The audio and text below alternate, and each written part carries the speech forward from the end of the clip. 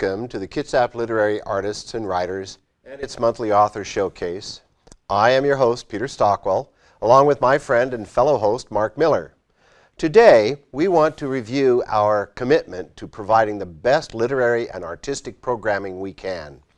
Over the last several months of 2019, many people involved in literature and artistic projects have graced the television studio of Bremerton Kitsap Access Television.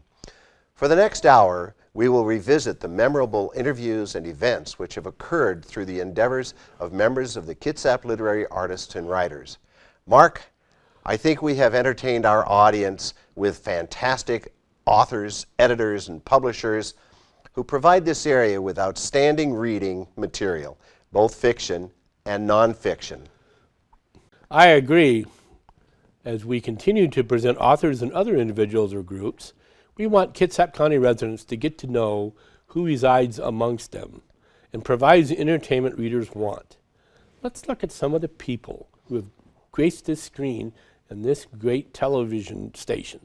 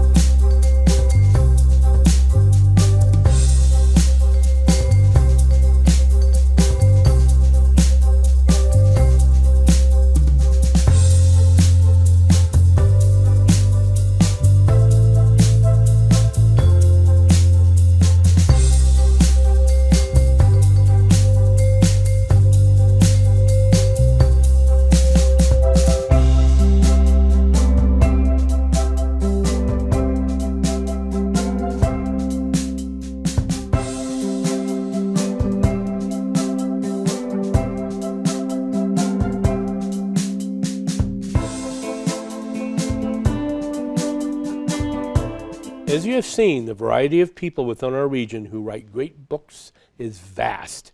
I want to ask anyone who watches this broadcast to please let their friends and family know about Claw Presents.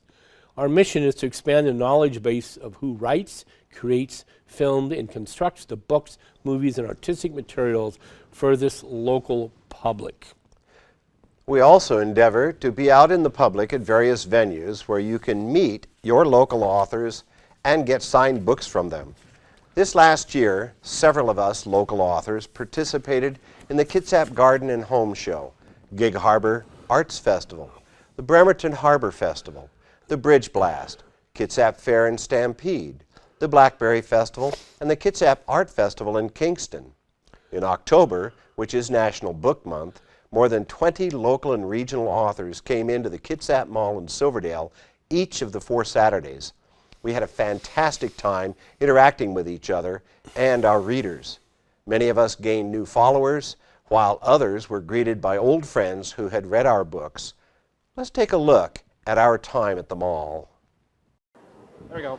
Hi, and I'm Peter Stockwell. I'm one of the authors with the Kitsap Literary Artists and Writers here at the Kitsap Mall in October during Book Month.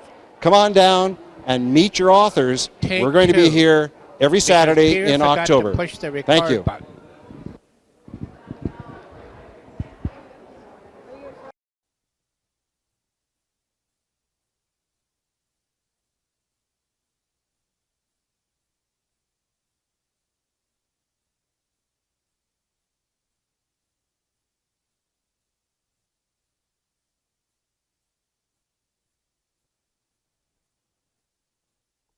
Hello, we're down here at the Kitsap Silverdale Mall in Silverdale, Washington, and this is part of the Kitsap Literary Artists and Writers, and people are walking by and we're trying to sell books, and more people are coming here to sell books.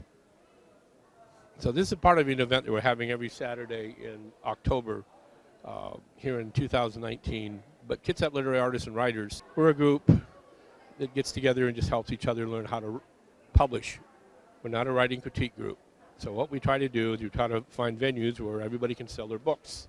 And then we discuss situations and how we go around getting our books published and explain our mistakes in our successful venues and ventures and things like that. We meet twice a month, first and third Wednesdays at the Spiro's Pizza on Kitsap Way, 7 p.m. Anybody interested in trying to learn how to basically publish their books, get it finished, come and we will discuss it with you and try to help you as much as we can. We are not a writing critique group per se. We're more along the lines of just helping you get your book completed. However, if you want somebody to be a beta reader or something like that, we have people that are members of the group that will be a beta reader for you if that's what you need. And we have access to editors, publishers, things like that if you want to be in contact with them.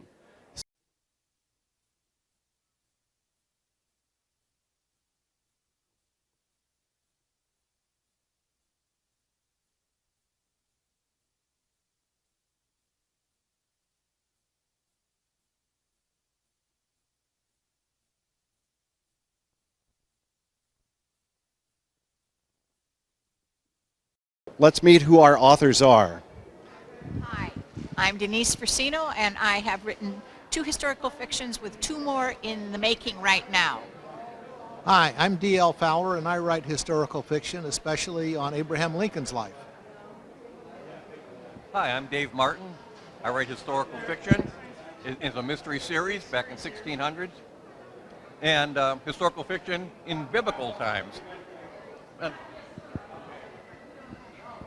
Hi, I'm Mark Robine, and my series is a young adult science fiction called Johnny Apocalypse and the Nuclear Wasteland. Really exciting series.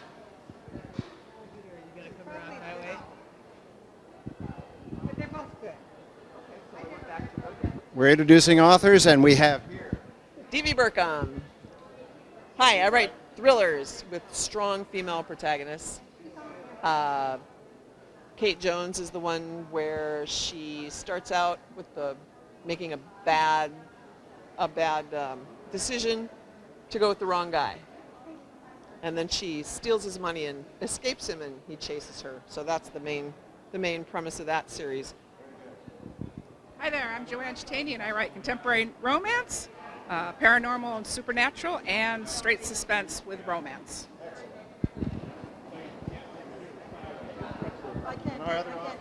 Oh, okay. Hello, Mark Miller, writing as Marshall Miller. And what am I supposed to say? That's enough. Sheila Mengert with my transgender book, and I hope you can back off and get a little bit of the picture. There we are. And we have here.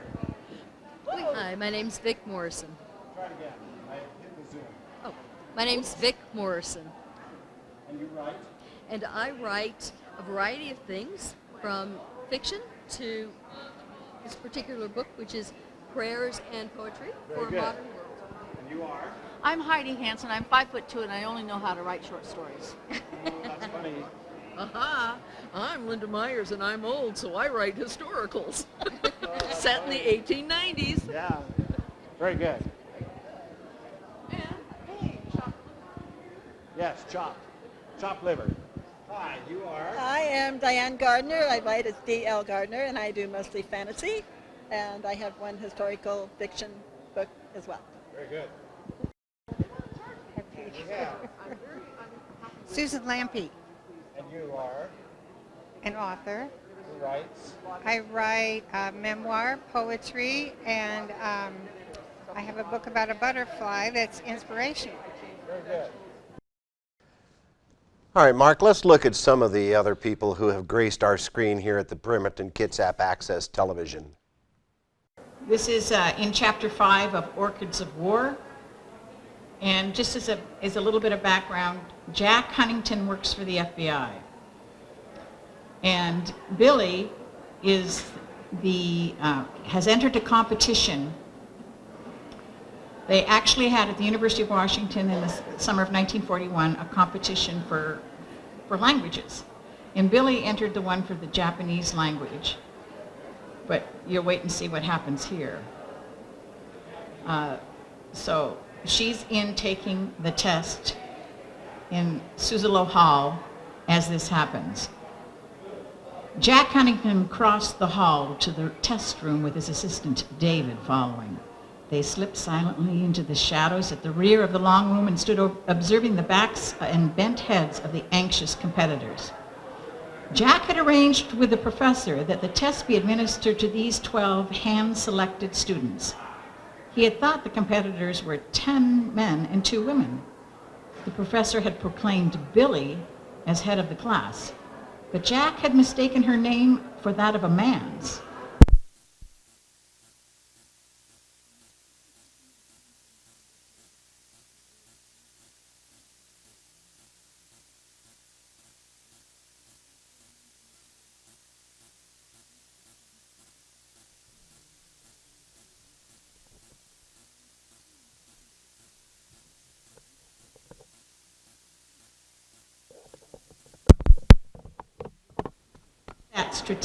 Strategically below the long hanging lights, easy to observe.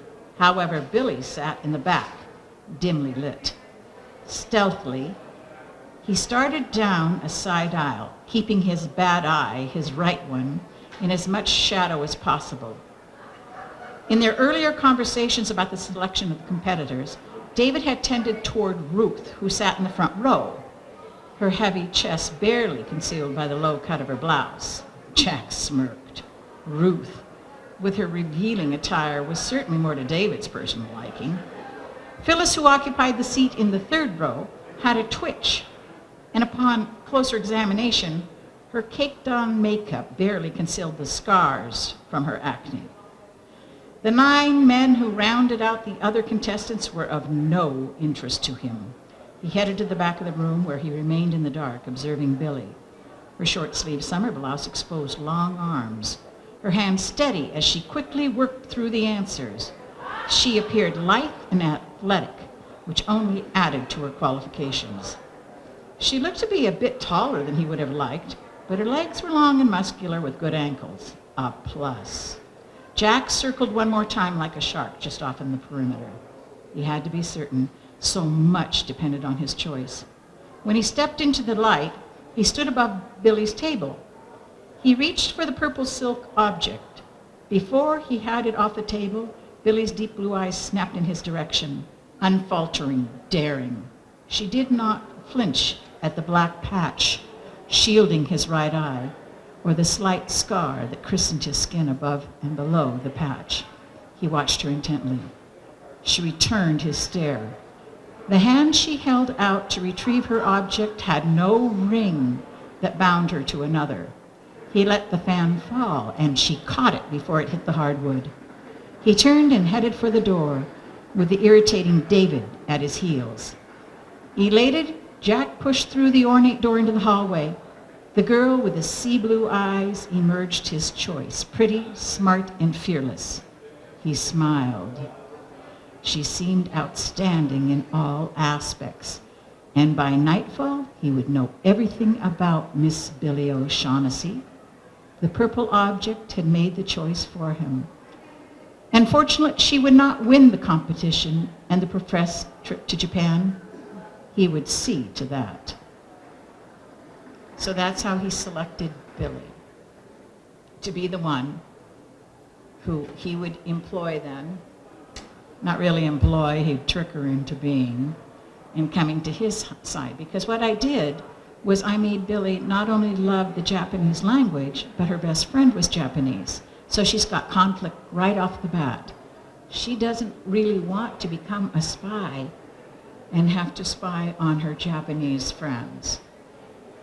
So it's all this, intertwining of who are you going to be faithful to and things of that sort. But then she learns the truth about the Japanese spies, and she comes to be very, very influential and productive for the FBI up and down the coast. Because that's where they were. They were actually from Alaska to Mexico. They were extremely well organized. This was prior to the war. In fact, in 1941, in January, is when Yamamoto began discussing the attack on Pearl Harbor. And they had an island in Japan that really resembled Oahu, Pearl Harbor. So they would practice there. They spent months practicing so that when they did attack Pearl Harbor, they knew they were extremely proficient at it. Yeah, they spent months getting everything ready and organized. One of the spies in Hawaii arrived March 27th, 1941, March. And he wasn't a real one of their highly educated spies. The Japanese actually had schools, spy schools, established. The Nakano School of Spies. But he wasn't one of those. He was just, and he was working at the consulate in Hawaii, and he just said, no, I'm just with the consulate. No. He was out taking pictures. He went into a plane and took pictures of Pearl Harbor. He drew the map, and the map that told where all of the ships were placed, and sent it back to Japan. So he was the one. He dove at night in Pearl Harbor to find out if there was a submarine net. He would put on work clothes and walk the airfield to see what was going on there. Hi there. So they were extremely, extremely well prepared for all of this. Hours later, she cannot pull one strand of that dream forward. It must have been important. Why else would I be in such a state? Still nothing. She inspects the fingernails of her right hand.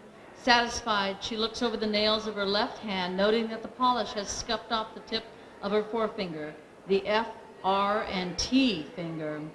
She thinks of herself as a writer, but she is unpublished.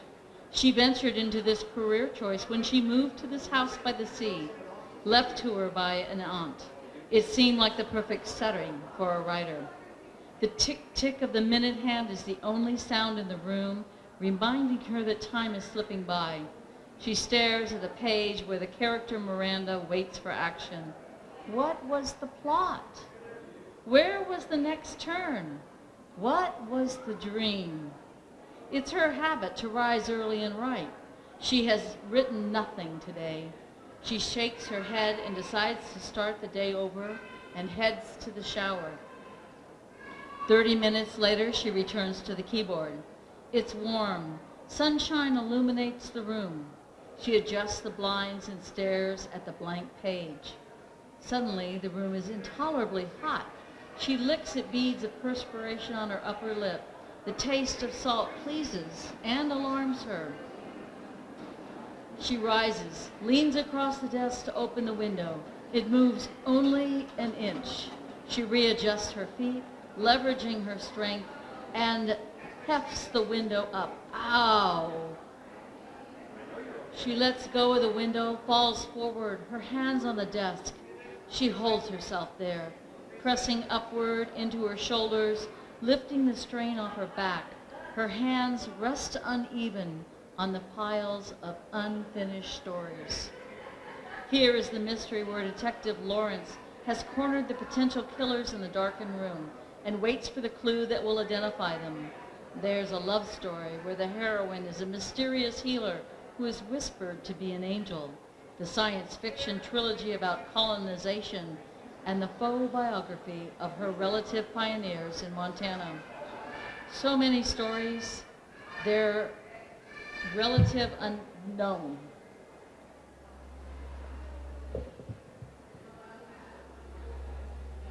Will she ever have time to finish them and bring the reader to a state of emotional satisfaction? I've got a hum. It's gone. It's back. She pushes herself upward. Ow! She moans again. She drops to the floor and moves away. She drops to the floor and lays on her back, pressing her lower back to the floor. She lifts her knees to her chest and hands around them, rocking gently from side to side. Is this what the chiropractor told me to do? Has it ever worked? She slowly lowers her legs to the floor. Her back is quiet, no spasm, no pain. She listens to the crash of the waves pounding on the shore. From this house she cannot see the sea, but she can hear it and smell salt in the morning air. She rolls to her left side and turns onto all fours, then rises. She rests on the couch. Sleep overcomes her. In her study, the afternoon breeze rises and fresh air wafts gently through the open window, then builds to a breathy pulse. Pages on the desk quiver in the breeze. A page from the love story drifts over and falls onto the mystery. The action-adventure closest to the open window disperses pages over the stacks and onto the floor. Over the next hour, as the writer sleeps, her stories scatter themselves, mingling characters and twisting plots. When she wakes, her back seems healed, and she returns to the study. Pages scattered across the floor cover the muted blue-gray Persian carpet. Her hands fly up. This is what woke her in the night. Her stories are unnumbered. No footnotes or headers, no way to discern one page from another, all in Times New Roman 12-point font. She reaches for the light switch, turns on the overhead fan in error, and watches in horror as the pages lift and swirl, 10 years' efforts aflutter. God has sent him here. Perhaps, but we must be careful nonetheless. Katharina looked at the man asleep in her bed. He was young, but his black hair already showed signs of silver and gray emerging as ash on the edges of black coal. His complexion was fair, though his face was burned by the sun. He was tall, but not unusually broad in the shoulders. His arms and hands were not those of one who labored. For hours, the stranger lay motionless in the bed. Slowly, his breathing grew stronger, but his eyes remained closed. He slept peacefully at first, but then his sleeping body began to tremble. His fists clenched and his head rocked back and forth, yet he slept. Again he trembled. Sweat began to bead on his forehead. Katerina tenderly wiped the sweat away, and the stranger slept. After 3 days in the hut, Katerina glanced at the stranger and saw an open eye. The gray-blue eyes stared straight ahead. The stranger said nothing. She walked over to him and got down on her knees, her eyes level with his, and said softly, "Wie fühlst?" The stranger said nothing. Both eyes now open. He continued to look straight ahead. "Bist du hungrig?" she asked. Robert's eyes began to move as he slowly looked around the room. He said nothing. He did not act alarmed. He just looked around and then focused on Katerina. He saw warmth, and he saw beauty. He sighed and closed his eyes and went back to sleep. When Robert awoke again, he rubbed his eyes and said, s'il vous plaît? Katerina looked at him, immediately got up and went for water. Bringing him a full cup, their conversation is now in French, she said. "Yes, drink. You have slept a long time. You should eat. Perhaps some soup and bread, and a little wine, maybe." Robert sat up and accepted the cup. He took a long drink and smiled at his host. "Thank you. I do not know how I came here. I do not know where I am, but by the grace of God, surely you are an angel and have rescued me." Wilhelm heard the voices and came in from outside. "You are awake. God has heard our prayers. Yes, I see color in your face. Katerina, feed our guest." Then looking closely at Robert, he said, "Your French has an unusual accent." Robert replied groggily, "It is not unusual in my village, but then we are an ancient people of Normandy. Have you been to the Norman countryside?"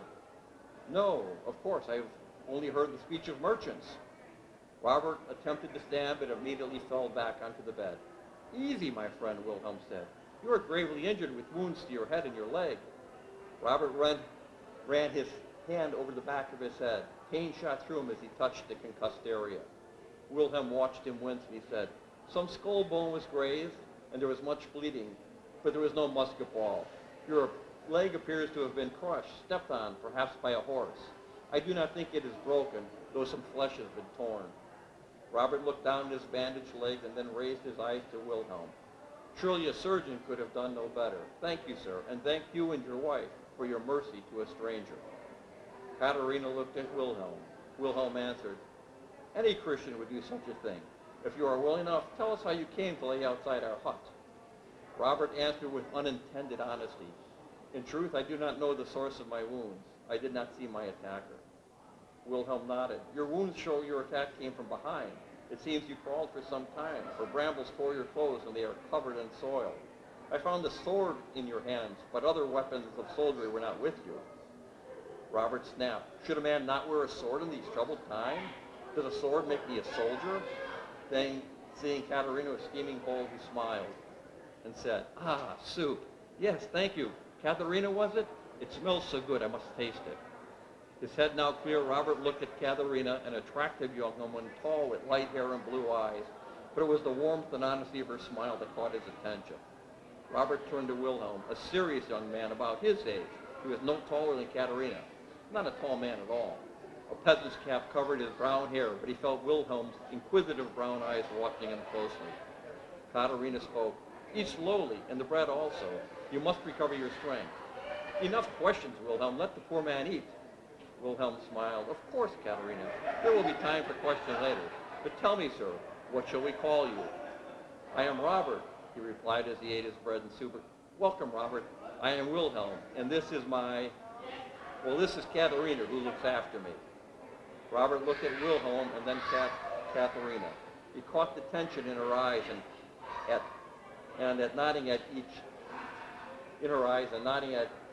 he said, "Wilhelm, Katerina, thank you." A full stomach made Robert drowsy, and he begged permission to lie down again. As he did, he heard the Wilhelm say quietly but certainly, "The curtains, quickly, the curtains. The sun is already set." As Katerina ran to close the curtains, Robert fell asleep.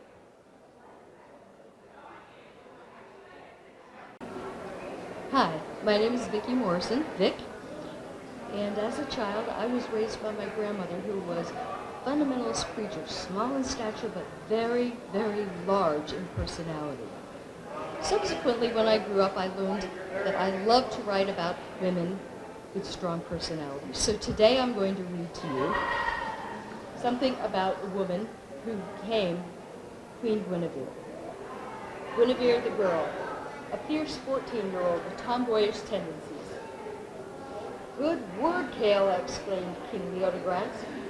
What is the girl doing? Why is she playing with a sword, pretending to be a knight? Queen Kayla smiled. She says she's done with males. Guinevere has made an oath to skewer the next boy that offends her. She's all tomboy, that one, and she's willful, just as is her father.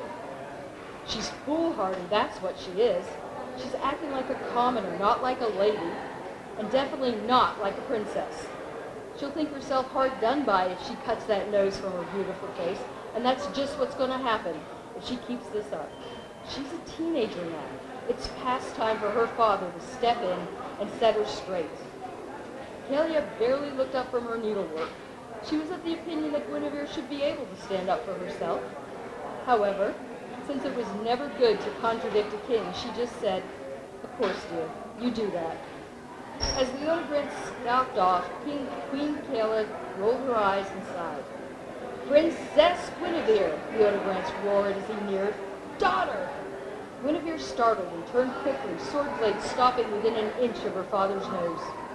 Hastily she lowered it and smiled winningly. "Yes, my father?" Leo breathed deeply, calming his pounding heart. If only she'd been a son. She would have made him proud, but a girl. With a sword. Eesh. "You are a menace," he growled. "Just what purpose do you think you have with a sword? Why are you wielding this?" he asked, grabbing it from her. "Why, as you can see, Father, I'm learning to defend myself against idiots. My name's Linda B. Myers, and I primarily write mysteries, but in this case I'm going to read you a little bit from a fantasy, my one and only fantasy. It's called The Slightly Altered History of Cascadia. And my character named Cascadia comes to Earth because the gods send her because they know they've messed up the making of people. We're always so angry. So they send her down to find out what they've done wrong and she can fix it. But she needs to learn some skills, and so they introduce her to Helen of Troy. Helen of Troy appeared human, but more so. Enhanced. Her voice was huskier, her skin more aglow, her lips a poutier bow. She was spectacular, aglow, with laugh lines around her mouth and wisdom in her eyes the exact color of the first wild irises in the spring. Cascadia could see her body through the thin silk backlit of the setting sun. It was plusher than the spirit's own build, round and luscious. "What is this covering that you have on?" Cascadia asked. It was quite different from her own attire. The goddess explained it was a Greek chiton, very lust-friendly, merely 2 squares of material sewn up the sides, belted with a golden sash below her breast. It was toga-like, made of silk, as light as a butterfly wing. The ornamental brooches holding her gown at the shoulders were golden cats whose tails formed the clasps. "So easy to undo," Helen said with a slow bat of lengthy eyelashes. A braid that matched the sash twisted its way up her arm, and a golden filament net captured her raven curls on the top of her head. To the lithe, athletic as Cascadia, Helen of Troy's softness cradled in the diaphanous get-up was as distinct from her own form and wardrobe as a third sex. How was she to arouse any of this emotion that Helen called lust? "First female sang the creation song in order to craft you," Helen said. "That much you already know. You have been honored with a mission that is very dear to her. To help you succeed, you have been given humanoid shape, invisibility on demand, and, goddess help you, a flying bear. You are to scrutinize the savagery that is poisoning this land today and, if possible, learn how to fix it. First female and old man above believe there is still hope for the world, or they would never have made you the namesake for this part of it." Helen made the rocking motion with one hand that is the universal gesture. As you have seen, authors are all around us, writing great stories or researching and presenting great nonfiction narrative. Some of us are seasoned writers and some of us are publishing our own books. Our specialty shows are a hoot. In October, we recorded and broadcast our third Halloween show in which several authors read harrowing excerpts from their writings or their stories from famous authors of history. Last December in 2018, Claw presented its first annual Christmas show. As you view this broadcast this month of December, keep in mind that we will be doing our second annual show. We have readers who have great Santa stories and Christmas tales to entertain. Check our Claw Facebook to discover the broadcast date. Claw meets the first and third Wednesdays of each month at Spiro's Pizza in West Bremerton on Kitsap at 7 p.m. We discuss how to market our materials to the public. We encourage anyone who has an interest in writing, who already published, who has a manuscript, who's looking for advice, to please come. Our meetings are friendly and informative. Claw seeks to enrich the experience of new writers and to embolden those who are published. Are you interested in being interviewed, or do you know someone you think should be interviewed? Please come to a meeting or connect with Peter and myself. As you can see above my head, ta-da, my email address and Peter's are showing up. We will repeat these later in the credits if you don't get them now. We would love to hear from you regarding what we are striving to accomplish with this broadcast. Mark, since we are engaging our audience with what we do, is there any advice you'd like to present to any of these writers that are out there? After all, an inspiring author might learn from what we do, what our routines are. So what does a typical day look like for you? Basically, if you're going to be a writer, then you must write. Everybody who is a writer, I think, been out there for a while, understands that. So when you start talking about a typical day, there are those writers who set aside specific time frames and time periods where they want it right. And some people like they're morning people, some people are night people. Myself, I'm a horrendous night owl, which drives my wife nuts. But I like to write late in the evening. But the big thing is, do you write? And it doesn't always necessarily have to be like you're sitting there, I'm going to write on this book now only. You can always write any type of writing, whether you're answering a query on Facebook or something, or you're actually writing a short story for somebody else, or you're writing an actual novel that you've already outlined in your head or on paper, or however you want to do it. It's writing. As long as you are writing, then you're getting that little brain of yours to work, and it definitely helps with the creative process. And this not only applies to writing, because I'm an author, but painters, filmmakers, every type of, I call them creatives out there. Do what you enjoy doing. Don't worry about what other people think. Do what you enjoy doing, and eventually it'll all work out. Yeah, I agree with you, because this whole process of writing a book is an interesting process. And I know not everyone wants to be that creative or get into the writing. But we, as you know, we have met artists, musicians, screenwriters, filmmakers, editors, publishers, as well as the authors of Kitsap and Olympic Peninsulas. And we all have fun doing this. Some of us are very successful financially. Some of us are doing it more for the fun of it. Some of us are just at the beginning of what we're trying to accomplish. But I agree with you that a routine of some sort has to happen. And I think one of the things to remember for those of you who are out there in this world thinking about becoming a writer, don't forget, this is a business. And so you have to keep in mind the aspects of running a business. Whether you get a publisher who's outside of your own publishing. I myself publish my own books. Mark has a company that publishes his books. Regardless, we have to go out and do our marketing, and it has to be done. And it's just something to keep in mind, and it means that you have to have routines, organization, and follow through on what you're trying to accomplish. Yes, my company, of course, and I wore their sweatshirt, Blue Yay. Forge. They, of course, help publish my books, but I don't want anybody out there to get the idea that, oh my God, if somebody doesn't want to publish my book right away, I should just stop writing. You know, if nobody wants to buy my book, I should just stop writing. Yes, it's nice if you can actually sell a book and people actually give you money because that helps at the end of the month. But the big thing is, if you are a true creative, then you must create.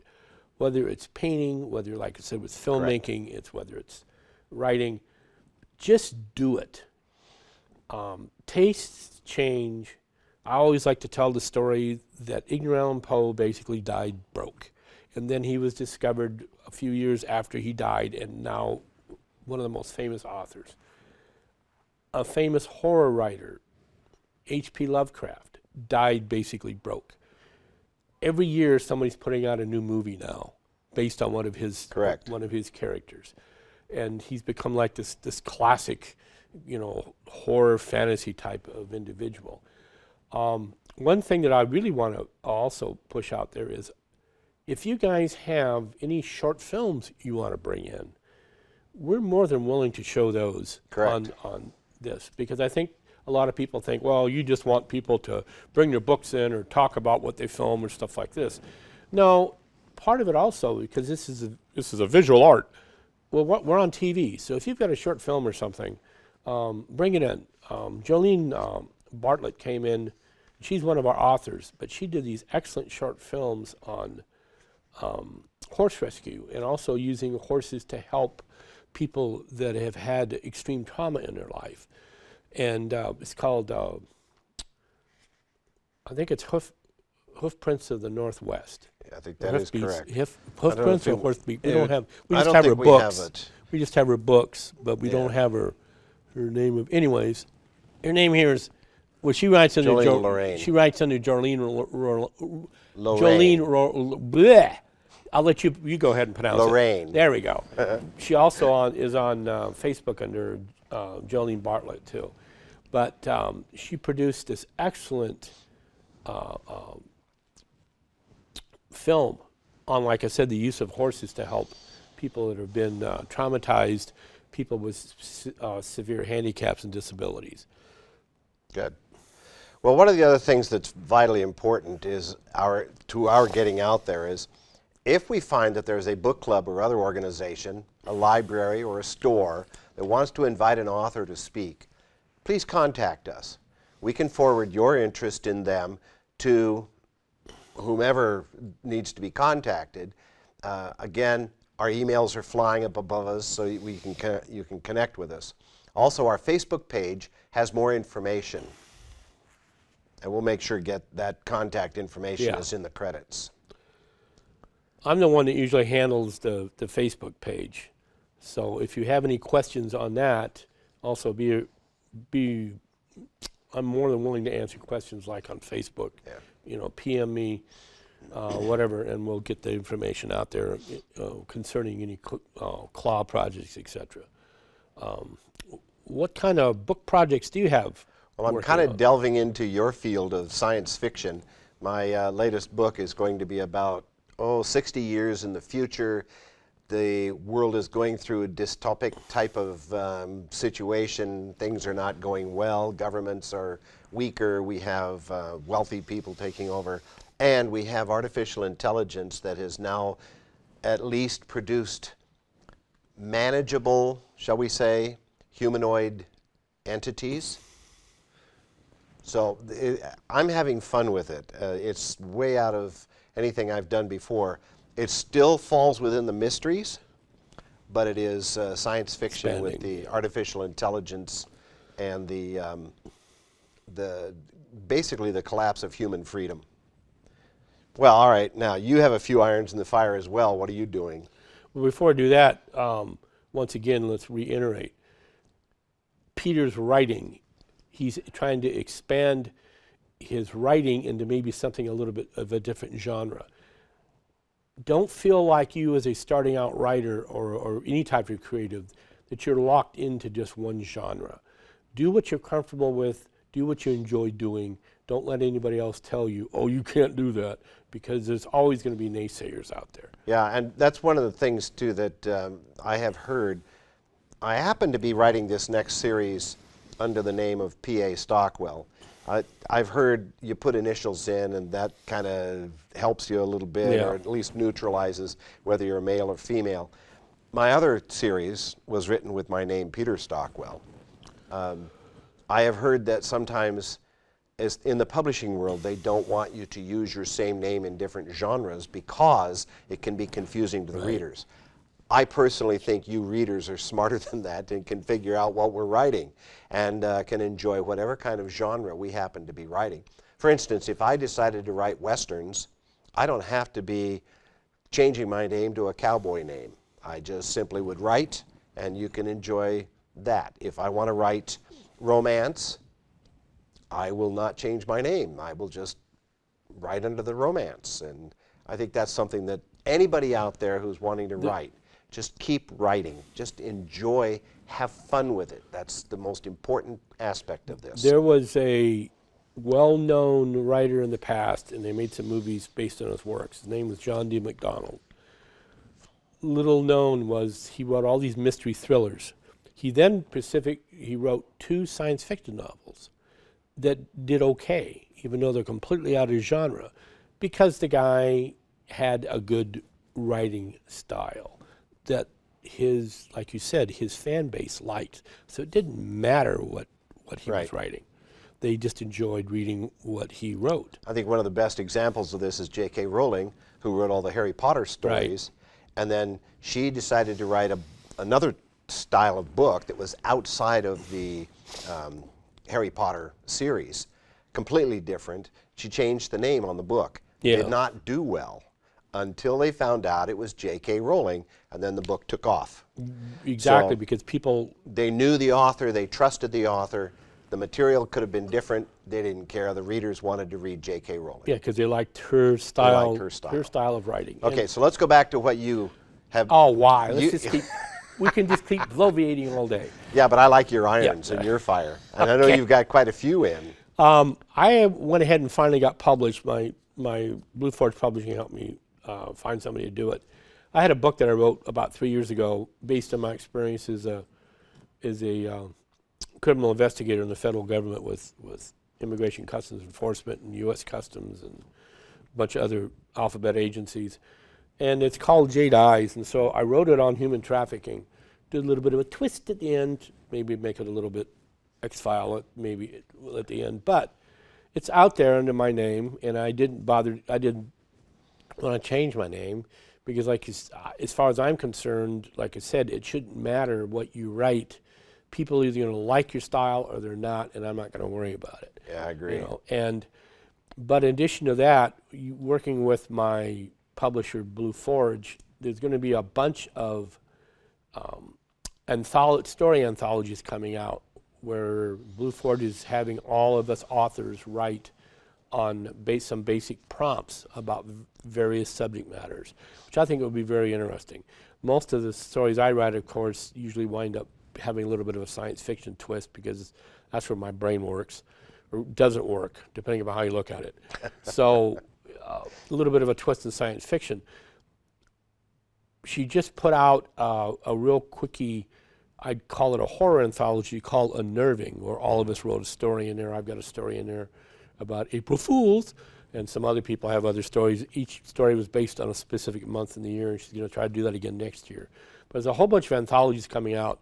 In addition to that, I've talked with her, and I'll be coming out with a bunch of short story anthologies just in my bailiwick. So there's going to be a storage anthologies that I'm trying to keep going on my Tashaw Alien Squid universe to try to flesh out and fill in the blanks and also continue the story to tell people what happens. That's the type of things I enjoy doing is once you create a world is to keep populating the world so people will know that it continues in existence and also gets people to think about various ideas. Plus, I'm going to have a couple, 3 other anthologies on some other subject matter that I asked about, and some of the characters in Jade Eyes are going to continue into a little short story anthology series that I'm working on so people can see what it's like to actually be in law enforcement, what it's like to actually be, federal agents and stuff, but maybe with this little twist at the end to make it interesting. I understand you're also in film. Oh, yes. By the time this is broadcast, I'll have gotten my one little acting role. An individual by the name of Daryl Small started this. Well, we interviewed Daryl, didn't we? Yes, we did. Or you did, I should say. And he started out with what was going to be the I-5 project, where everybody around the Tacoma, area and Kitsap and Seattle, whoever wanted to, could create a short film and give it to him. And then he'd include it with one central theme about this individual kind of driving up I-5 or whatever. In other words, it was going to wrap around the I-5 corridor. So, and this is going into the business part of it, quite often people promise you things and, and they never quite get it. So what happens is he got a bunch of short films and stuff, and then all of a sudden a lot of people that had promised him short films either A, didn't give him short films, or gave him a short film completely off the subject they originally told him, and he's going, guys, this doesn't fit the idea of the film. So Blue Ford stepped in with Jennifer DeMarco, and so she helped put it together, and we're going to call it the epic film, and that's going to be premiered, which is going to be the 22nd, and this will be broadcast after that. But November 22nd at the Tacoma Little Theater in Tacoma, which has this nice little screening room. Because we're doing this show for December, is there another opportunity to find it? It's going to be up on YouTube. It's going to be up online. You're going to be also, I'll take that back. I can't remember if I think she's putting it up on YouTube, but I know that you're going to be able to purchase DVDs of the film itself, because they are going to be also releasing it through Amazon. Very good. And everything, so you'll be able to see it that way. But if you, just watch for it and you'll see it. I've got a short little section in there in a short film where I get to try to get out of a low slung car, and apparently everybody just thinks it's funnier than heck when they see me try to get out of this car. I don't even want to imagine. Yes, I know it. Well, thank you, Mark, for sharing all of this that you do in the literary world, and thanks for hosting with me on this show. We've had a lot of fun with it, and I look forward to our continuing endeavors on this peninsula. We share a lot of common interest in writing, and as part of the Kitsap Literary Artists and Writers, I want to invite you, our audience, to participate by contacting BKAT to let these fine people here know that you enjoy this type of broadcast. Also, find our authors as they participate in upcoming events in 2020. And as we continue working together, maybe an unknown writer will become the next success story. And I would like to thank all of our viewers for tuning into Bremerton Kitsap Access Television and viewing this Kitsap Literary Artists and Writers production. I also want to wish to once again thank the BCAT staff on the cameras and the director's chair. We can't operate without them. Our broadcast is scheduled for Saturday evenings at 6 p.m. on Wave Cable, Channel 3, and Comcast Channel 12. You can also view a live stream on the BCAT website at bcat.org at 6 p.m. Pacific Daylight Time. Keep in touch with our social media and author web pages to discover where you can meet local authors and writers. The Kitsap and Olympic Peninsulas are a wealth of vibrant and popular writers of fiction and nonfiction books, as well as many other creatives in both film and art. I hope everyone has a pleasant evening and a productive and fascinating week. Until next Saturday, I am Peter Stockwell. And I am Mark Miller with the Kitsap Literary Artists and Writers in conjunction with Bremerton Kitsap Access Television. Good night. Well done, Mark.